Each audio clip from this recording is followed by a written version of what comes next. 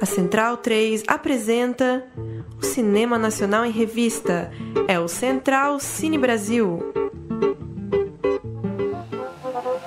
Minhas amigas, hoje não teremos apenas uma entrevista, como fazemos comumente. Trouxemos a esse microfone um nome tão conhecido como querido. Um nome que já circulou todo o Brasil e também por outras terras, levando nosso ritmo, nossa alma, nossos costumes, fazendo em cada lugar por onde anda uma multidão de admiradores que permanecem fiéis e saudosos. Aníbal Augusto Sardinha é o seu nome próprio, mas duvido que vocês o conheçam por este nome.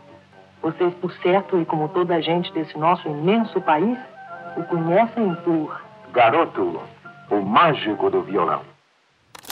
Salve, salve! Muito bem-vinda, muito bem-vindo. Central Cine Brasil, número 197, 197 semanas tratando do cinema nacional contemporâneo, ainda com gravações à distância, claro, e muito tocado nessas semanas pelos festivais e pelas mostras que estão disponíveis no streaming, na TV a cabo. A gente vem falando disso já há algumas semanas, e agora a gente chegou nos dias de festival Inédit. O Inédit está em cartaz até o próximo domingo, dia 20. É só você entrar lá no site do Inédit Brasil. Os filmes custam R$3, parte da programação é também gratuita, dá para você comprar um pacote para assistir os filmes com desconto. E ao longo do programa a gente fala também de outros festivais e mostras. O É Tudo Verdade está chegando aí, Festival de Gramado também começa nos próximos dias. Muita coisa rolando, a gente vai acompanhando na medida do possível. Eu, Paulo Júnior, hoje estou sozinho para essa primeira parte do programa, por conta de um probleminha de agenda. Resolvemos tocar a entrevista enquanto houvesse um tempo maior para todo mundo conseguir acessar o Inédit. A competição nacional tem 6 longas e hoje a gente bate um papo com o diretor de um deles, Rafael Veríssimo, diretor de Garoto, Vivo Sonhando. Garoto, que era considerado o maior violonista brasileiro, que tinha estado nos Estados Unidos e tudo mais. Naquela época o violão era meio quadrado, como a gente diz. Ele que criou essa escola de violão moderno que a gente toca hoje. Garoto foi um dos instrumentistas mais importantes da história do Brasil. Seu legado está vivo na bossa nova, fortemente inspirada por ele. Essa é a sinopse do documentário de 100 minutos, que é um dos 6 desse refinado, né, desse sempre tão pontual e uma curadoria sempre tão precisa do Inédit. A gente vem acompanhando já há alguns anos, sempre com boas surpresas, não só na óbvia qualidade dos filmes, como também para conhecer muita gente da música brasileira. Rafael, valeu por participar aqui do Central Cine, te agradeço e mando uma primeira pergunta. Queria saber um pouco como foi mediar a construção do personagem Garoto. Eu assisti um outro filme no Inédit, Porfírio do Amaral, que é um filme sobre um artista muito desconhecido, e ele é aquele documentário mais de busca mesmo, de apresentar para as pessoas. O documentário já parte do princípio que quase ninguém vai conhecer o Porfírio do Amaral. E assistindo o Garoto, eu fiquei pensando nisso, falei, pô, o Garoto é um cara que, se a pessoa tomar aí 10 minutos na internet, ela consegue sacar por referências, por notícias, por acervos, que o Garoto foi um cara muito importante na música, é um cara muito importante na música. Ao mesmo tempo, você não estava fazendo um filme sobre um cara super consagrado, um cara que você sai enfileirando música atrás de música e o espectador médio, o cara ali que curte música, mas talvez sem tanta profundidade, esse cara talvez não ia conhecer de cara quem é o Garoto. Então começo te perguntando isso, qual foi esse meio termo que você achou entre, pô, é um cara muito grande, olha o nível de referências que você tem sobre o Garoto, ao mesmo tempo que eu tenho que ser um pouco didático em alguns momentos, porque eu não estou falando de um figurão da MPB, um cara super conhecido do público. Valeu pela tua presença, conta um pouco aí esse balanço do personagem. Olá, Paulo, olá, ouvintes da Central Cine Brasil, obrigado aqui pelo convite. Essa mediação foi tema de muita reflexão, né? Porque, obviamente, quando você pretende fazer um trabalho para divulgar a obra de um artista que não é conhecido, você fica com a tentação eu nem diria tentação, mas até com um objetivo, não, eu quero que o máximo de pessoas possam conhecê-lo. E aí você pensa em diversas estratégias para que você possa flertar com uma coisa mais popular, que traga algumas referências que sejam menos desconhecidas para o público mais amplo, digamos, né? Não um público especializado em música e coisa e tal. Então, no começo, a gente tinha ali, né, uma ideia de tentar fazer uma coisa mais popular possível, que tivesse o maior número de referências e que pudesse aproximar o público o máximo possível, e tinha isso como uma preocupação. A partir de certo momento, a gente desistiu disso um pouco. Eu acho que muito influenciado... Vou dar um exemplo, assim, né? O Garoto se relacionou muito com um músico ali dos anos 30, 40, 50, que era o Zé Carioca, que era conhecido como Zezinho do Banjo. O Zé Carioca é o Zé Carioca, da Disney. É o cara que inspirou o Disney, que fazia a voz do personagem da Disney, né?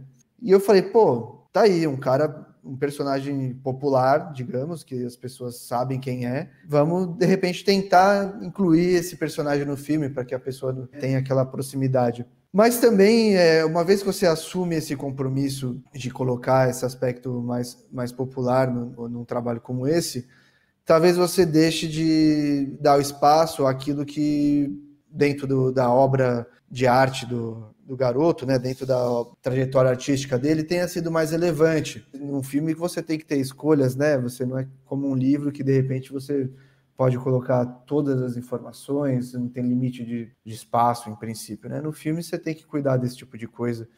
Então, em princípio, a gente tinha essa ideia de trazer um personagem mais popular, depois, muito influenciado também por uma negativa num edital para o Decine 5, que tem a resposta do parecerista que avalia o seu projeto, a pessoa avaliou muito bem, mas também falou, olha, acho que vocês estão tentando ser mais popular do que o personagem tem capacidade de ser. Eu, se fosse vocês, não tentaria forçar a barra nisso, né? E aí a estratégia, então, acabou sendo trazer os depoimentos de pessoas que são figurões da MPB, e aí o quão populares esses figurões são hoje em dia é a se questionar, mas aí estamos falando de João Gilberto, Vinícius de Moraes, Baden Powell, Tom Jobim, Luiz Gonzaga, que são pessoas conhecidíssimas da música popular brasileira e que entram para referendar ali o Garoto de alguma forma, né? Então, a gente optou porque esses figurões pudessem chancelar ali o Garoto sem que isso interferisse tanto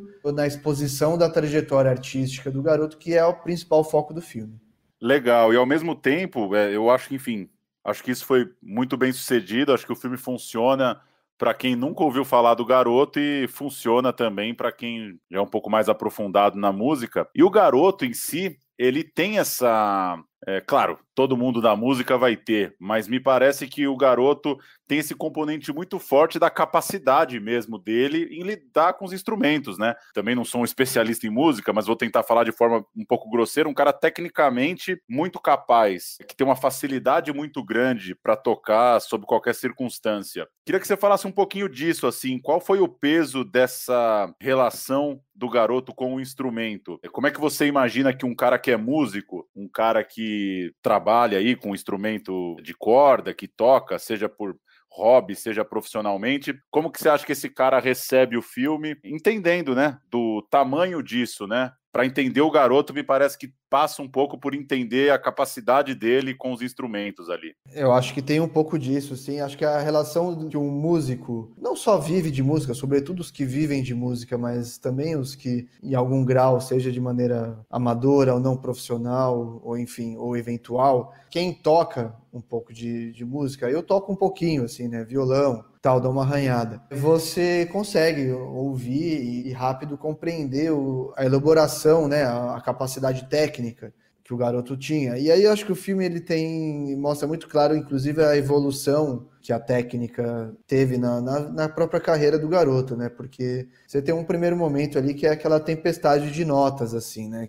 Tem várias músicas bonitas, outras que são mais impressionantes pelo virtuosismo. Tem até passagem que eu botei de crítica mesmo, assim, a um excesso de virtuosismo que tá ali, que é um trecho que ele toca um choro que chama 1 minuto, que ele se compromete a tocar uma música em 1 minuto. E eu montei isso eu e o Pedro Watanabe, mas eu trouxe isso já no roteiro e a gente colocou isso com uma corrida de cavalo, né? Como se a pessoa estivesse apostando corrida, mais preocupada em mostrar uma velocidade do que uma musicalidade em si, né? E acho que o filme, de alguma forma, ele também vai mostrando a própria evolução que esse tipo de coisa tem na própria carreira do garoto. E acho que tinha uma sequência no filme que a gente tirou, caiu por conta de edição, mas que era uma montagem de um tema do garoto que chama Relâmpago, que ele também um tema ele no cavaquinho, descendo o cacete, tocando rápido pra caramba, e que eu montei junto com algumas imagens ali do São Paulo Sinfonia da Metrópole, que serão cenas de industrialização, daquela coisa da aceleração ali da modernidade anos 30, da revolução da técnica de maneira geral, a sociedade de maneira geral acelerando, e isso de alguma forma se manifestando na música. Infelizmente essa sequência acabou caindo, mas eu lembro que ela tinha essa intenção assim, né, de mostrar como havia um espírito ali daquele momento, dos anos 30, 40, de mostrar uma sociedade que se acelerava de maneira geral, e o próprio garoto acabou sofrendo com isso posteriormente. Isso o filme também conta, né, de como ele era até meio boicotado por fazer choro difícil demais, rápido demais, e aí na própria carreira artística dele, algumas outras criações que valorizavam mais uma musicalidade, uma construção harmônica e melódica, mais do que um exibicionismo, como aquilo foi tomando mais parte da própria preocupação dele enquanto músico. E aí ele também fazendo uma música de violão, que era uma música que não era super comercial, por mais que muita gente ache maravilhoso. Eu achei muito engraçado, minha tia assistiu, minha tia Marilza, que eu acho que eu vou até mandar o podcast para ela, mandou, eu adorei aquela música, Sinal dos Tempos. E Sinal dos Tempos é uma música moderníssima do violão, é um comentário que eu não esperaria ouvir da minha tia, que é uma leiga em música, mas que a música foi lá e pegou ela, porque ela parou para ouvir, né? E como existe um debate, né, entre uma música ser considerada de nicho, mas ela é considerada de nicho por quê? Porque a atenção do grande público ou da grande mídia, que se retroalimenta entre audiência e medição de audiência e oferecimento de produtos culturais, né? O quanto que existe uma retroalimentação disso e que eventualmente exclui certo tipo de material. E ao mesmo tempo que quando muitas pessoas vêm me dizer que, puxa, eu nem tenho acesso a esse tipo de coisa, na época eu produzia jazz, e aí muita gente fala, porra, adoraria ouvir jazz, mas eu não sei onde ouvir, não tenho acesso a isso. Então, esse conflito que o garoto vivia também entre fazer uma música comercial, e aí já extrapolando a coisa da técnica, e já ir realmente fazendo temas bem comerciais e tal, e fazer aquilo que ele gostava, eu acho que contra muita reverberação e muito músico até hoje. E pegando esse gancho do final da tua resposta, né, de como algo se torna popular ou como algo fica num nicho, como é que pintou o garoto para você já um pouco mais velho, ou se você lembra de alguma citação, alguma referência mais na adolescência ainda, onde que de certa forma o garoto está reverberando por aí e talvez o público em geral não se deu conta ou não acessou por motivos como esse que você estava falando agora. Por onde está o garoto pingando aí nos últimos anos, se é que está, né? Se você considera que de fato ele vinha sendo ou está sendo muito pouco falado, muito pouco trazido na cultura de forma geral. Essa é uma questão, bom, como eu cheguei nele é menos complicada, mas como ele vai pipocando por aí também é uma outra questão não muito simples de responder. Como eu cheguei nele foi assim, eu toco violão, na época eu estava fazendo aula, eu estava no começo da faculdade, ali com meus 19 anos, talvez, e um amigo da classe de jornalismo, que eu estudei jornalismo ali na USP, e um amigo, o Lucas Bonolo, que é o diretor de fotografia do documentário, que toca violão super bem, ele me mostrou, me deu uma cópia de um disco, que é o Rafael Rabelo e o Radamés Inátali, fazendo um tributo ao garoto. Eu nem tinha pedido para ele, a gente trocando alguns CDs ali e tal, não sei o que, ele me copiou esse CD e me deu de presente. E eu chapei, eu achei o som maravilhoso. Eu não conhecia e conheci com esse disco. Mas também isso foi lá para 2005, talvez, 2004. Não tinha ali muita referência assim no ar. Meu professor mesmo não tinha me falado nada de garoto. Tinha visto o nome pipocar assim, muito enciclopedicamente ali, como uma nota de rodapé, mais do que qualquer coisa. Isso falando pessoalmente, né? Depois, muito tempo depois, isso foi do começo de 2014, Na época eu produzia um projeto de música instrumental maravilhoso, que é o Caixa Cubo, que está aí até hoje fazendo muita música maravilhosa, e o pianista, o Henrique Gomide, que é um grande amigo meu, estava de férias aqui no Brasil, ele estava fazendo um mestrado fora do país, em música, e veio me falar que tinha mudado o tema da pesquisa dele, que ia ser garoto. E um pouco antes eu tinha passado ali, isso foi em janeiro, eu tinha passado ali uma virada de ano muito refletindo sobre a vida e tinha decidido que aquele ano eu queria fazer um documentário, mas sem saber o que ainda, sabe? Só como uma meta. E aquilo já ficou de alguma forma como uma energia potencial dentro de mim, que foi bom, assim que eu tiver um tema, achar alguma coisa interessante, eu vou de repente investir, porque eu tô a fim de dar esse passo na carreira profissional e tal. E aí o Henrique me falou disso uma semana depois, foi tudo muito rápido. A gente tinha tentado ver um show do Elomar ali no Centro Cultural acho que do Banco do Brasil, ali na Praça da Sé, não deu certo. Na volta no ônibus, a gente foi conversando sobre isso, a gente estava indo para a casa do Lucas Nobile, que é outro parceiro do filme, e aí o Henrique me falou sobre o garoto, eu perguntei, e aí, mas tem documentário sobre o garoto? Ele, cara, não tem, já pesquisei um monte, não tem nada. Eu falei, bora fazer? Ele falou, pô, bora. E a gente chegou na casa do Lucas, já chamou ele na hora para entrar junto, já, né, tipo, no calor já de tudo, assim, o Lucas já estava junto, e no mesmo dia a gente já ligou para o Zé Menezes, que é um entrevistado principal do filme, e já marcando uma conversa com ele. Sobre o garoto estar pipocando por aí, eu acho que a história dele, de obras que vem falando sobre ele, ela tem uma retomada a partir dos anos 80, quando começam a se redescobrir realmente ali o garoto, com alguns discos que o documentário fala, o disco inicialmente do Geraldo Ribeiro, um violonista aqui de São Paulo, que acho que hoje está em Tatuí, depois do Paulo Bellinati, que fez um disco e depois de alguns anos ali, já no começo dos anos 90, lançou um outro CD com a obra integral de Violão do Garoto, e com 2 livros de partituras. O Paulo Bellinati fez uma figura importantíssima nessa história do garoto, ele que é o responsável pela redescoberta para os músicos, ao menos. Porque ele foi o cara que pegou algumas gravações que haviam sido feitas por um pesquisador, colecionador, que se chamava Ronuel Simões, uma figura também importantíssima na história do violão, não só brasileiro, como mundial. O cara tinha um acervo de violões, de gravações e referências de violão do mundo inteiro, gente do mundo inteiro vinha na casa dele buscar sobre isso. E foi ele que fez o garoto gravar essas coisas, mas esse material ficou lá, guardado, e só no começo dos anos 80 que foi ser retomado. E aí o Paulo Bellinati pegou isso e de ouvido foi tirando as músicas e transcrevendo para a partitura. Então foi um trabalho violento assim que o cara fez de tirar música a música e tudo mais. A partir daquele momento, ali no começo dos anos 90, os músicos começaram a ter um acesso maior à obra violonística do garoto, que é o que há de mais relevante, talvez, na obra do garoto. Ele tem um repertório de choros que ele grava em outros instrumentos, em cavaquinho, no bandolim, no violão tenor, que é um instrumento que ele inventou, até em guitarra havaiana, gravações maravilhosas dele tocando pixinguinha, por exemplo, na guitarra havaiana, e que tem sua relevância ali na história do choro, mas o que ele fez no violão é que está a grande revolução. E isso começou a ser acessível a partir dos anos 90, mas naquele esquema, no começo dos anos 90 ainda não tinha muita internet, não tinha internet direito, né?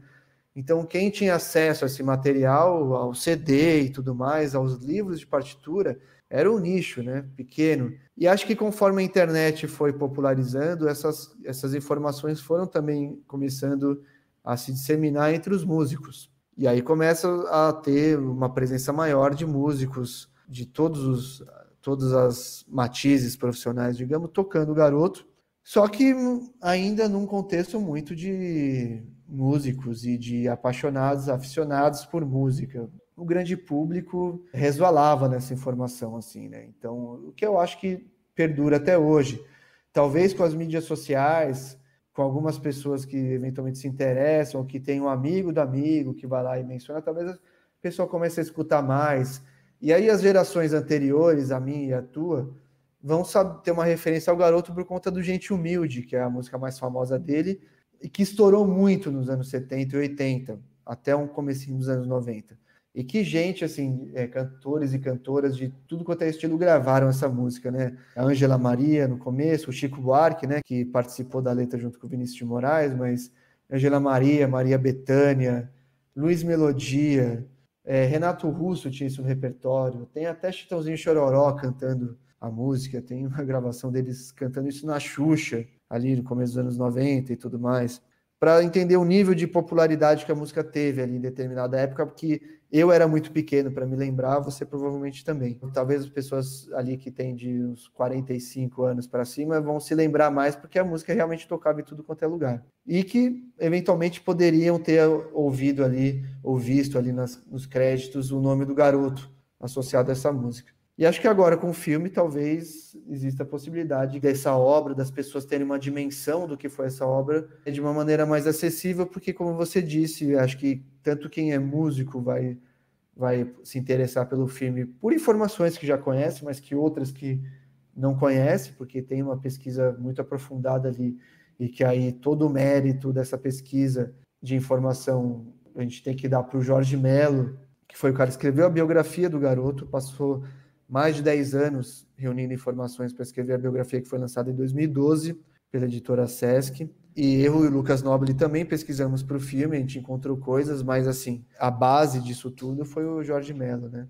Então, tem essas informações para as pessoas que já são iniciadas no assunto, mas para quem não é iniciado no assunto, também tem ali uma explicação de quem foi ele. Eu acho que o filme ele é bem sucedido em explicar para a pessoa leiga quem foi o garoto, sem que seja um didatismo também mais enfadonho. Pelo menos isso é o retorno que a gente tem tido de pessoas, todas essas matizes de conhecimento sobre música, sobre o garoto e tudo mais. Legal. Eu queria falar um pouquinho do arquivo, né, de todo o acervo que vocês encontraram, para o protagonismo que vocês deram para isso. É óbvio que um documentário sobre um artista vai precisar se debruçar, né, em acervos de pessoas e de instituições, e vai ter que revirar muita coisa, e vai passar muito tempo decidindo o que fala que entra, o que não entra, que foto que põe em primeiro plano, que foto que não é tão legal, enfim, tá na natureza do documentário. Mas, opinião minha, eu achei que no seu filme houve uma opção mesmo de dar um protagonismo grande para isso. É um filme que as pessoas que vocês entrevistaram, a imagem delas não cansa na tela, porque o tempo todo a câmera vai passear pelas fotos, vai passear por um rádio, por um disco, por um CD entrando, enfim, uma relação visual muito grande com esse arquivo. Não é um arquivo que está ali para cobrir a fala, né? É um arquivo que tem protagonismo, que conta uma história. Queria que você falasse um pouco disso, assim, se desde o começo você já tinha essa ideia de tratar as imagens dessa forma, de ter esse carinho com a arte mesmo, como isso foi surgindo, e a força que você viu nesses materiais mesmo, né? A força que tem esses tantos arquivos sonoros e fotos e relatos de jornal, para uma média, assim, me pareceu que eles têm muita força e eu gostei, assim. Eles não estão cobrindo entrevista, né? Eles estão contando uma história também com muita potência e me parece com uma vontade de vocês de colocar isso no primeiro lugar do filme mesmo, né? De saltar os olhos de quem está vendo mesmo esses materiais todos que vocês encontraram e que vocês foram recolhendo. É muito bem observado, assim, né? O material de arquivo, ele realmente é protagonista do filme, porque o protagonista do filme é o garoto. E eu não tenho imagem do garoto. Eu não filmei o garoto. Tem uma imagem em movimento que a gente teve acesso e tem duas que a gente tem conhecimento. Uma outra que é de um trailer de um filme que ele participou e está na Cinemateca, que não foi possível usar essa imagem, mas o filme em si também está desaparecido. Ele participou de alguns filmes ali, mas não se tem notícia de nenhum deles ali, né? Filmes do fim dos anos 30 ali. Então a ideia era de fato que um filme sobre o garoto tivesse o protagonismo do garoto o máximo possível. Isso só seria possível através de um protagonismo dos arquivos, que a gente tem em contato com ele. Sobretudo, fonogramas, o garoto tocando, sabe? Isso foi uma frase que foi evocada a partir de certo momento em que a gente estava debatendo sobre, e que eu bati o pé, falei, gente, filme do garoto, quem toca é o garoto. E vou insistir vou bater nessa tecla o máximo possível. O que, por exemplo, implica com que você tenha pouca imagem de pessoas tocando no filme.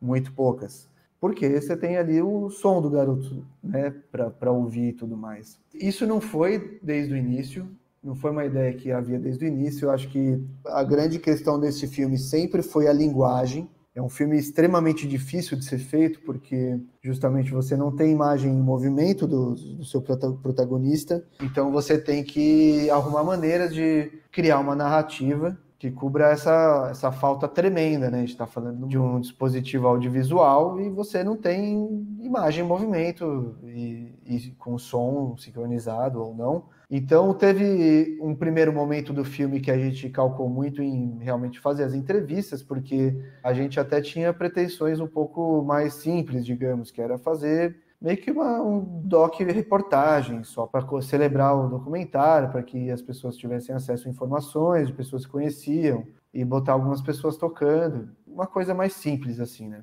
Não é o que eu gosto, mas é o que as minhas pretensões ali com o primeiro filme, quando a gente decidiu que ia fazer um trabalho, poderiam almejar naquele momento. Mas a partir do momento que... Então a gente teve esse primeiro momento em 2014, que a gente fez, sobretudo, as gravações de entrevistas. Quase tudo que tem de entrevista filmada pela gente no filme é de 2014. Posteriormente, a gente começou a entrar em contato com os materiais de arquivo. E aí teve uma figura que foi muito importante nisso, que foi o Marcelo Machado, que assina o roteiro comigo. O Marcelo é um parceiro com quem eu costumo trabalhar, é um grande documentarista, uma pessoa super experiente do audiovisual brasileiro, faz documentários primorosos, como o documentário da Tropicália, fez o Piano que Conversa, que ganhou o Inédit em 2017, se eu não me engano. Está com um filme agora, Não é Tudo Verdade, na Competitiva, que é um documentário muito legal, se chama A Ponte de Bambu, sobre uma família brasileira que morou na China durante a Revolução Cultural, negócio de louco. E o Marcelo, faço colaboração com ele constante no som direto, que é a minha área principal aqui de atuação no audiovisual. Mas ele, desde o começo, vem sendo uma interface minha, né? Um interlocutor meu para conversar sobre o garoto. E mais ali para o começo eu fui montando algumas cenas e mostrei para ele ali algumas coisas dos materiais de arquivo e ele falou, cara, olha esse arquivo, que coisa incrível. Ele que me chamou a atenção para ir atrás disso, assim, falou, cara, vê se isso aí não tem um protagonismo aí de repente, né? A partir dali eu comecei a fazer uma série de estudos também nessa paralela sobre personagens que condiziam com o garoto, nesse sentido de você não ter imagem dele em movimento, não ter esse registro, né? Então, sei lá, pesquisei filmes sobre o Bach, sabe? Personagens que seria ali dos anos 40 para trás, pelo menos, que poderiam corresponder e que pessoas sobre quem se falou muito. E aí, acho que o principal deles que eu cheguei nessa pesquisa foi sobre o Django Reinhardt, que é um guitarrista cigano, de origem belga, mas que fez muito sucesso na França, na Europa, ali nos anos 30, 40 e 50, com uma história muito paralela com o garoto, né? Em termos de época que viveu, de ser um virtuoso ali do instrumento dele, de ser uma figura que criou uma linguagem também. O jazz cigano, o jazz manouche ali, é uma criação do Django Reinhardt e tal. E aí eu pesquisei sobre filmes que foram feitos sobre ele, né? Aí primeiro um filme que foi feito logo depois que ele morreu, que é um filme que tem o Chris Marker no texto, tinha muito uma coisa de reminiscências, de umas poéticas visuais em ruas, em alguns objetos e tudo mais que nos inspirou, assim, né? Mas era mais uma criação de imagens ali e tal, e tinha uma imagem do Django tocando.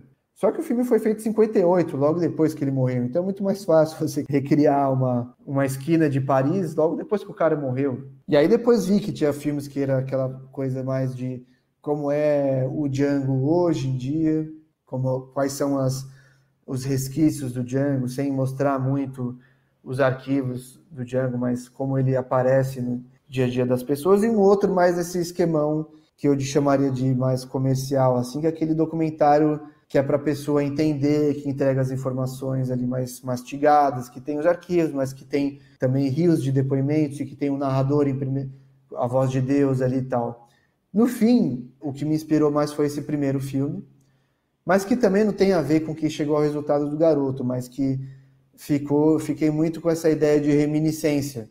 É fundamental para se trazer esse trabalho. E as reminiscências do garoto eram os arquivos, eram os fonogramas, eram as fotos. E aí, a partir disso, eu fiz uma montagem inteira do filme só de arquivo. Se tivesse que falar sobre o garoto só de arquivo, como é que seria? Essa que foi uma certa roteirização ali que foi feita, assim, né? Tudo isso na ilha de edição, né? Também teve trabalho de escrever o filme posteriormente, tudo mais, né? Mas cheguei a considerar hipóteses mais radicais, assim, de arquivo, de só ter arquivo mesmo.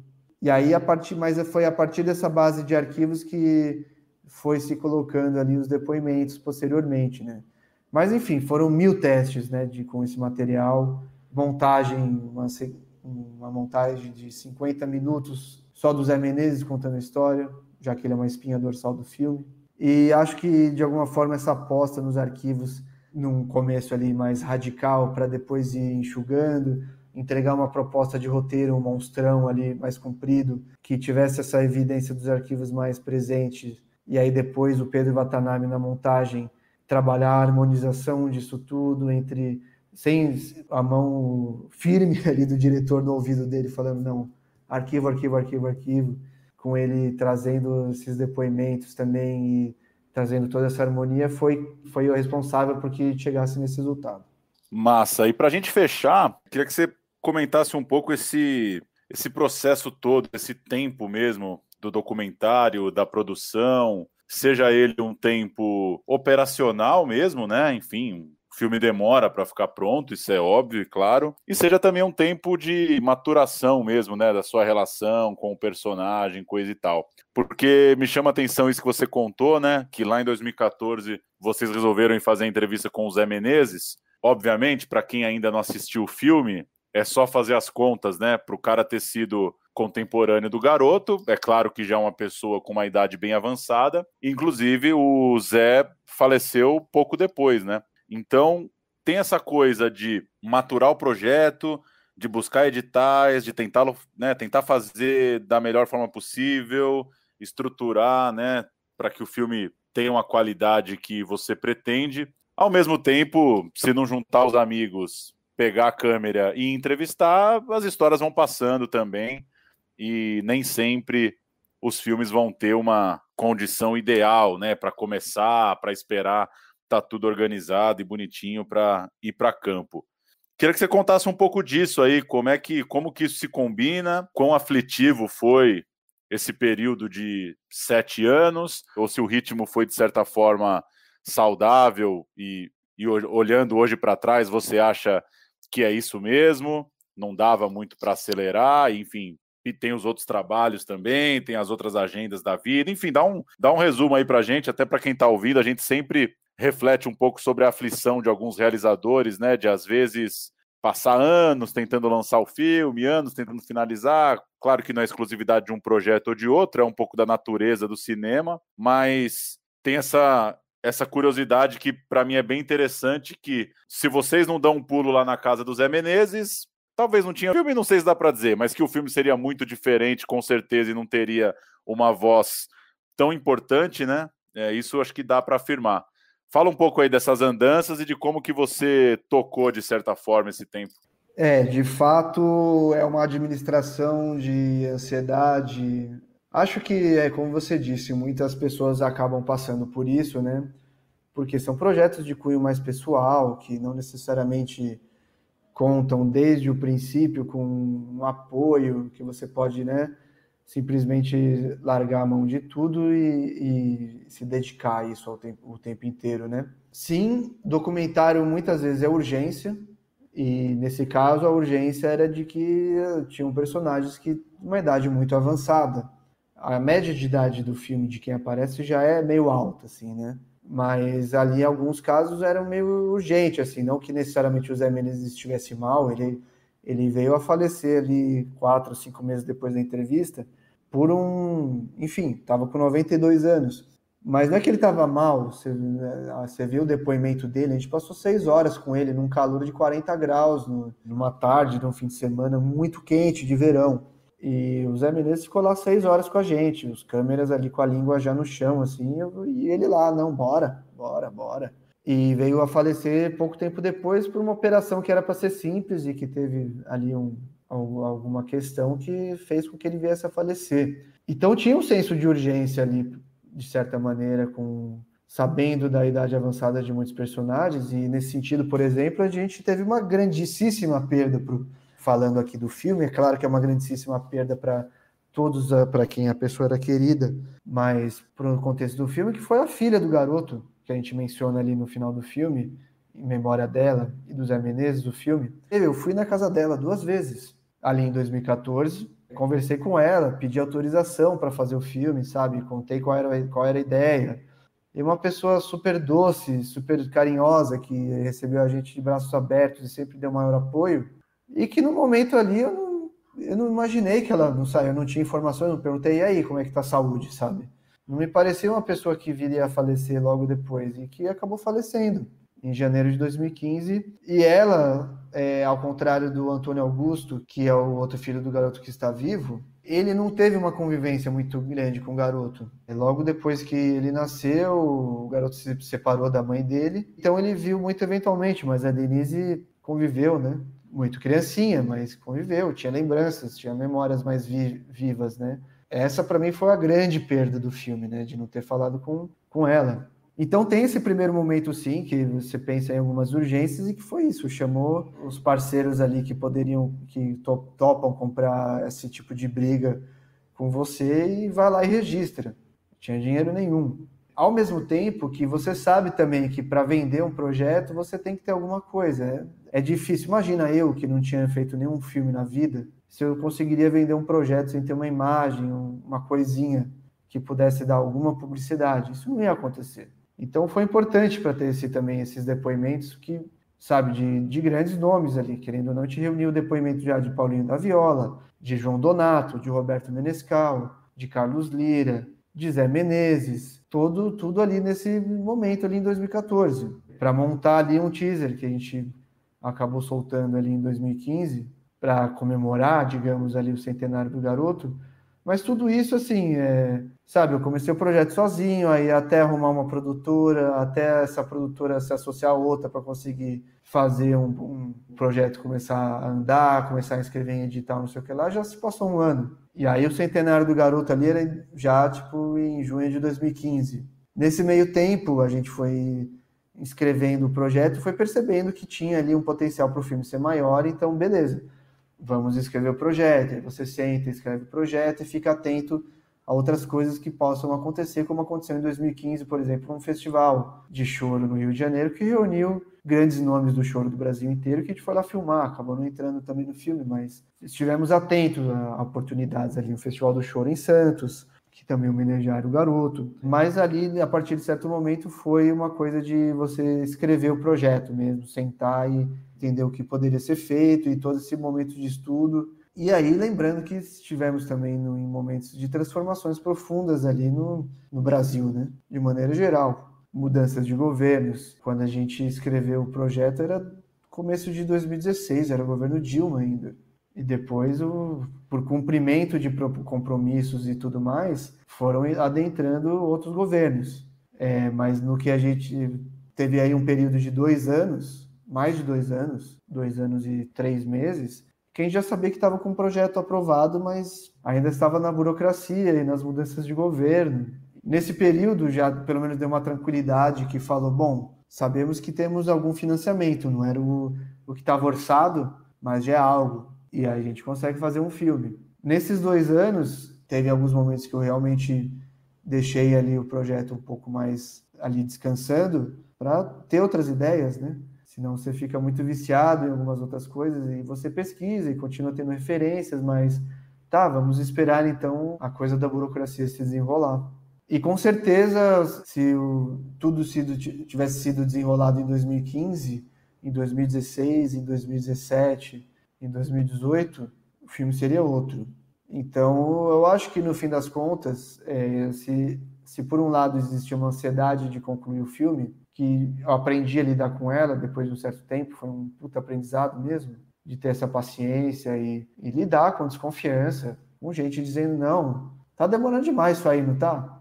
Tá, mas a essa altura a gente vai ter que esperar, né? E esperar para fazer o melhor possível. Já esperamos tanto que não vai ser agora que eu vou me apressar para fazer o filme e entregar de qualquer maneira também, né? E é claro que você tem uma data limite, mas que tá tudo dentro dos contratos, tudo certo. Então, foi importante para o resultado final, esse amadurecimento. Para um amadurecimento do trabalho, para um amadurecimento meu enquanto um diretor iniciante, para o amadurecimento da produção, de maneira em geral. Acho que é isso, assim, a gente tomou decisões até uma semana antes de estrear o filme.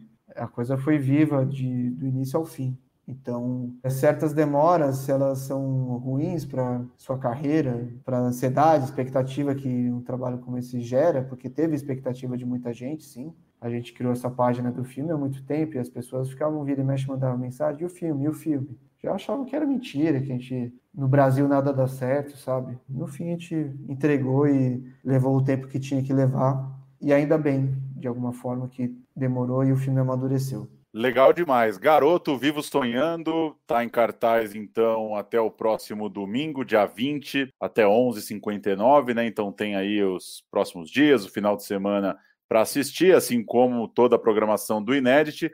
O Garoto depois também vai aparecer na programação do É Tudo Verdade. Uma das sessões especiais é dedicada ao Garoto. É Tudo Verdade começando também muito em breve. Começa nessa quarta, 23 de setembro. Então, já tem uma segunda chance para assistir o filme muito em breve. E espero que ainda rode aí por outros festivais. Veremos se dá tempo ainda de fazer algo... Quer dizer, tempo dá, né? Acho que todo mundo merece um brinde também, né? Em breve voltam os cinemas e quem sabe também dá para rever o filme na telona. E rodando aí, streaming, acho que como a gente conversou, acho que é um filme muito bem sucedido em apresentar o Garoto, também aprofundar algumas discussões sobre música, e me parece, acompanhando o Inédit aí nos últimos anos, me parece que é um segmento, é um tipo de filme, é um assunto, digamos, a música, que está muito em alta, que está rendendo ótimos documentários aqui no Brasil. A própria competição nacional do Inédit aí não deixa dúvidas, recomendo todos os filmes igualmente. Assisti aos 6 filmes e valem demais. Curadoria muito boa. Reforço aí o destaque ao Garoto para todo mundo assistir até o próximo domingo. Rafa, valeu pelo papo, boa jornada aí com o Garoto. Infelizmente, mas com toda a calma, por enquanto só à distância. Em breve, quem sabe, uma sessão presencial para brindar e também para curtir um pouco o filme, né? É o que a gente tem conversado nas últimas semanas. Tem um lado de que a pandemia está fazendo esses filmes chegar a muito mais gente, né? Quantos ouvintes a gente tem aí de cidades pequenas que às vezes até mandam mensagem, pô, mais um festival que não vou ter a mínima chance de comparecer, e acho que essa galera está aproveitando para ver muito filme que não veria em outra situação, ao mesmo tempo que precisa tomar uma cachaça, precisa brindar, né? Um lançamento de um filme é um momento muito nobre. Espero que em breve você e a equipe, todo mundo consiga essa reunião aí para celebrar também o fim do processo. É isso aí, você disse tudo, né? Tem possibilidade de muita gente assistir, pulverizar mais a distribuição do filme num festival como esse, mas com certeza é uma ocasião especial que a gente gostaria muito de poder celebrar numa sala de cinema. Tem a questão, inclusive, da preponderância do som nesse filme também. O filme foi montado na base do som, né? A gente está falando do músico, né? Música é som.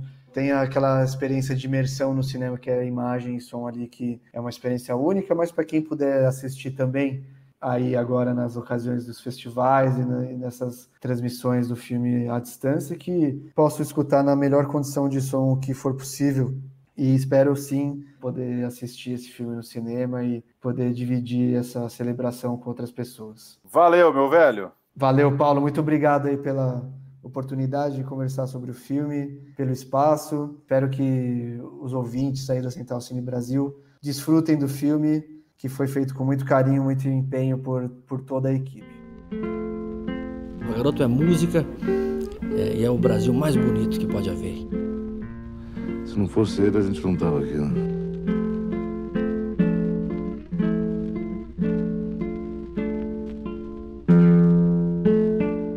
Só repassar, então, a programação do Inédit, além de Garoto Vivo Sonhando. A competição nacional tem Aleluia, o Canto Infinito do Tinquã, é baseado ali, né, um retrato do artista baiano Mateus Aleluia, ótimo documentário também. Dom Salvador e Abolition, filme que é meio Brasil, meio Estados Unidos, trata ali do cultuado pianista Dom Salvador, mostrando sua rotina em Nova York, outro ótimo filme dessa edição. Dorivan do Saravá, O Preto que Virou Mar, um retrato bem autoral sobre a obra e a vida do Dorival Caymmi. Caymmi, pegando ali elementos da negritude, um filme que trata muito da sensibilidade da música do Caymmi, de como ele chega para outros artistas, para outras pessoas que se relacionaram com sua obra. Porfírio do Amaral, A Verdade sobre o Samba, documentário que eu citei na conversa, que busca, de certa forma, a memória desse artista, né? O Porfírio do Amaral teve um programa ensaio, o icônico programa ensaio conduzido pelo Fernando Faro, que nunca foi ao ar e serve, de certa forma, como mote para tratar de um cara que não é tão conhecido, ou não é nada conhecido, né, pelo público geral. Raríssimas as evidências que você encontra de Porfírio do Amaral na internet. E Neugiba, a música que transforma, a Orquestra Juvenil da Bahia, tocando em concertos pela Europa. Muito interessante também, um retrato, aquela coisa mais de galera, né, de acompanhar a orquestra, a preparação dela para tocar fora do país. Outro ótimo filme dessa seleção do Inédit Brasil 2020. Registrar que o É Tudo Verdade começa na semana que vem, dia 23 de setembro. A gente já tem falado muito da programação por aqui, mas eu passo rapidinho a competição dos longas e médias brasileiros. Atravessa a Vida, do João Jardim. Boa Noite, da Clarice Salibi. Fico Te Devendo uma Carta sobre o Brasil, Carol Benjamin. Jair Rodrigues, Deixa Que Digam, do Rubens Hewald. Libelu, Abaixo a Ditadura, do Diógenes Muniz. Meu Querido Supermercado, Tali Yankelevich. Não Nasci para Deixar Meus Olhos Perderem Tempo, do Cláudio Moraes. Os Quatro Paralamas, Roberto Berliner e Pascoal Samora. A Ponte de Bambu, filme citado aí na entrevista pelo Rafael, filme do Marcelo Machado. E Segredos do Putumayo, filme do Aurélio Miquiles. Essa é a seleção brasileira do ótimo É Tudo Verdade, que esse ano também fica no online. E nessa quinta-feira, nessa semana, 17 de setembro, começa o Festival de Gramado, a mostra competitiva de longas brasileiros e também dos estrangeiros. Tem uma exibição única na televisão, pelo Canal Brasil, todos os dias às 8 da noite, enquanto os curtas e os longas da Mostra Gaúcha estão por 24 horas no Canal Brasil Play. Dá para acompanhar também os debates pelo YouTube, pelo Facebook, pelo site do festival. Outra chance, né? Falamos agora da oportunidade dos festivais online. Dá para acompanhar o Festival de Gramado pela TV e pela internet. Primeiro dia do festival é no dia 17, essa quinta-feira. No dia 18, começa a mostra competitiva, repetindo filmes sempre às 8 da noite. Vão até o final de semana seguinte, né? O outro final de semana, no sábado, dia 26 de setembro, é a cerimônia de premiação, a tradicional entrega dos Quiquitos lá de Gramado. É isso, um programa feito sem a companhia da turma aqui do Central Cine por questões de agenda, mas era importante registrar o filme do garoto, divulgar para que você, ouvinte, tenha alguns dias ainda para acompanhar o Inédit. Central Cine Brasil volta na semana que vem. Seguimos acompanhando os filmes disponíveis no streaming para você seguir tocando aí o barco como espectador, como ouvinte, como curioso, como interessado pelo cinema brasileiro atual. Até a próxima. Tchau.